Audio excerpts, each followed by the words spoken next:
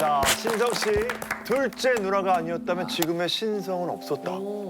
콕 찌고 둘째 누나가 나왔어. 그러니까 20대 때는 직장 생활을 했었어요. 원래는 제 어렸을 때 꿈은 모델도 되고 싶었고 뭔가 연예인도 되고 싶었고 그런 꿈이 굉장히 많아서 어렸을 때부터 진짜 공책이나 이런 데 맨날 사인 연습하고 그랬었거든요. 그 정도로 진짜 연예인 되고 싶은 그런 꿈이 있었었는데 부모님께서는 굉장히 반대가 많으셨었어요. 공무원이 되라 아니면 회사원이 되라 평범한 길을 가라 왜 어려운 길을 가느냐 하면서 계속 저를 이제 그쪽 길로 못 가게 항상 학원도 보내주시고 항상 공부 쪽으로만 하셨는데 그게 잘 안 됐어요. 그러다 보니까 20대 때 이제 대학교를 졸업하고 군대 전역을 하고 이제 회사 생활을 시작했는데 그때는 제가 이 직장 생활이 너무 안 맞았었어요. 그래서 여기 다니면 또 이쪽으로 옮겨 다니기도 하고 막 옮겨 다니다 보니까 부모님 걱정이 굉장히 많으셨었는데 그 중간중간에 가요제가 있으면 제가 항상 나갔었거든요. 나가서 막 수상도 하고 뭐 하다 보는데 이상하게 그 가요제나 이런 무대에 올라 노래할 때가 굉장히 행복한 거예요, 저는. 그래서 나중에는 정말 걱정이 되셨는지 어머니께서 뭐 노래를 하든 직장을 다니든 한 가지만 해라. 네가 그걸 정해라 해서 제가 20대 거의 마지막 때 한 29살 때쯤인가 K본부 그 전국노래자랑 나가게 돼가지고 그 예산군 편에서 제가 최우수상을 받게 됐거든요. 네. 그래서 그때부터 야 이제 시작인가 해서 어머니께서도 그때는 이제 반대를 많이 하시다가 그래 너 한번 이왕한 거 제대로 해봐라. 그래서 그때부터 시작을 하게 됐어요. 그런데 이게 저희 집에 농산일을 하셨거든요 부모님께서. 그러다 보니까 항상 저는 무대에서 노래를 해야 되는데 일이 없다 보니까 어딜 갑니까? 저희 이제 밭에 나가고 논에 나가고 농사일을 하게 되는 거예요. 예.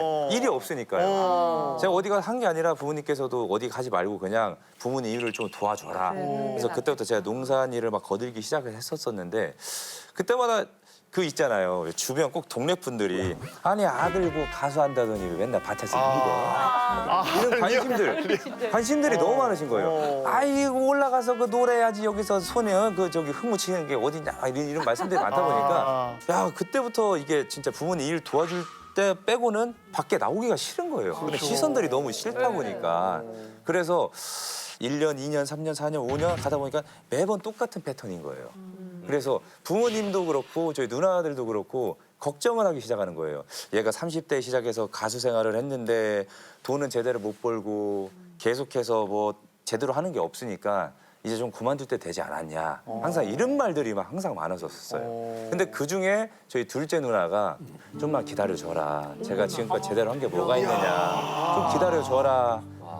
막 계속 막 공격이 오는데도 둘째 누나만큼은 좀만 기다려줘라. 부모님을 오히려 설득시키고 누나들한테도 설득을 시키고 저는 너무 그게 너무 누나가 너무 고마운 거예요. 정말 내 동생이 정말 무대 올랐을 때 빛이 나고 굉장히 잘하는 동생인데 이게 자꾸 안 되다 보니까 누나가 그게 너무 안쓰러웠던 거예요. 오죽 그랬으면 누나가 야 내가 좀 돈이 많았다면 너를 좀 팍팍 밀어줄 텐데 근데 그게 안 돼서 너무 미안하다 이런 얘기까지 했어요. 예. 그러니까 두 분이 이제 부모님께서 농사를 지으셔도 농사 지어봐야 그게 얼마나 되겠습니까? 주변에서 아 형님 그 돈이고 밭이고 팔아갖고 좀 팍팍 좀 밀어줘 아들내미 그래야 TV 나오는겨 막 이런 말씀하시니까 부모님께서도 속상하신 거예요. 속상하죠. 그래서 매번 아버님께서 약주 드시고 오시면 내가 이놈의 새끼야 너 때문에 밖에 나가지도 못하고 맨날 이런 얘기 듣고 막 그러니까 더 제가 그때 많이 힘들었었어요. 그러다가 한 번은 제가 한 7년쯤 됐을 땐가 아버지께서 그 뇌졸중으로 쓰러지셔가지고 그때부터 이제 저희 대부분 일을 하시는 건 아버님이셨는데 그걸 못 하게 되다 보니까 그때 더 이게 더 시련이 뭐 더 오는 거예요. 그러다 보니까 너 이제 그만해라. 제발 그만해라. 그런 와중에 아버지께서 병원에 한 6개월 정도 입원을 하셨었거든요. 병원 생활을. 근데 그 TV를 보는데 그 수요일마다 그 K본부에서 하는 그 프로그램이 있어요. 다들 그걸 보시는 거예요. 그래서 야 내가 저기 한번 나가볼까. 마지막으로. 그러니까 제 가족들한테 나 그러면은 딱 1년만 더 유효기간을 달라. 이것도 해보고 안 된다 싶으면 쿨하게 접겠다. 그래서 제가 사연을 쓰고 채택이 됐어요. 그래서 거기에 나가게 됐는데 거기는 이제 5승을 해야 이제 완벽하게 저희가 되는 거였는데 제가 나갔을 때 1승을 하게 됐어요. 그래서 2승, 3승 하다가 3승 도전해서 한번 떨어졌다가 다시 패자부활전을 해서 나와서 쭉쭉쭉쭉 5승까지 된 거예요. 그때부터 전 국민들이 저를 위해서 투표를 또 해주시고 하다 보니까 모르시는 분들이 없는 거예요. 그때부터 저의 이 신성이라는 이름을 달고 이 가수 생활을 정말 할 수 있는 그 계기가 마련이 된 거예요. 그래서 막 없던 행사도 막 들어오게 되고 막 인지도도 높아지고 그래서 쭉 오다가 요번에 이제 불타는 트롯맨을 이렇게 나오게 되면서 정말 요번에 좀 잘 되게 돼가지고 그때 둘째 누나가 이제 가족들한테 야, 이만해지지. 내가 말한 대로 기다려주니까 되지 않느냐 이 얘기를 한 거예요. 둘째 누나를 위해서, 야.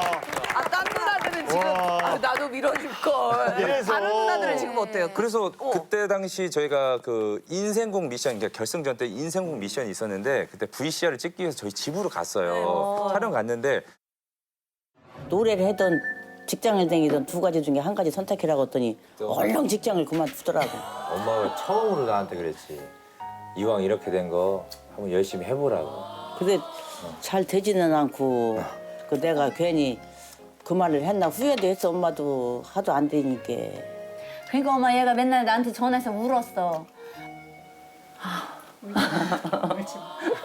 아, 나 왜 울어 갑자기? 그동안 고생한 거 있잖아.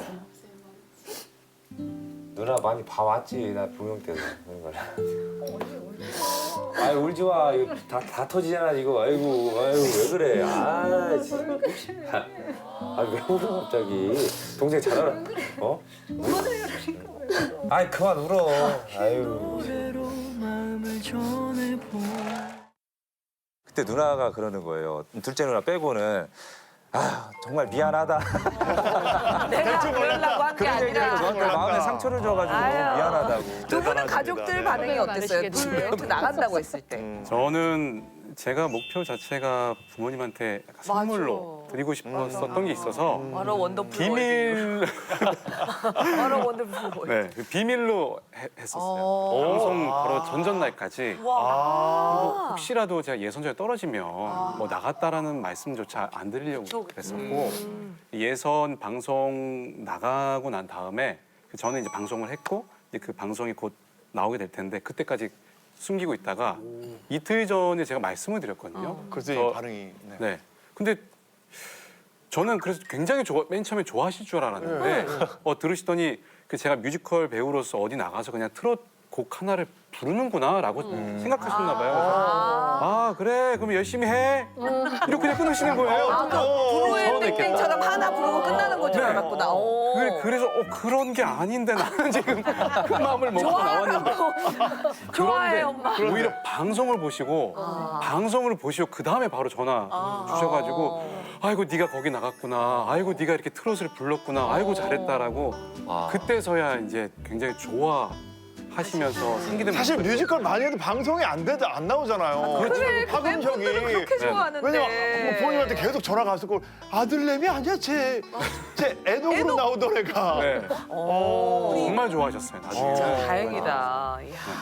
가족들의 지금 지지를 받을 때도 있지만 가장의 위치에서 힘들었을 때도 맞아요, 있었던 맞아요. 거잖아요. 예. 그러니까 그게 보통 그걸 극복한 게 진짜 대단한 거예요. 그러니까요. 어, 예. 진짜 참 그 순간 생각해 보면 참 그 가장의 그 무게가 너무 막 벗어던지고 싶고 나 혼자만 그냥 살고 싶고 그런 생각을 안 해봤어요.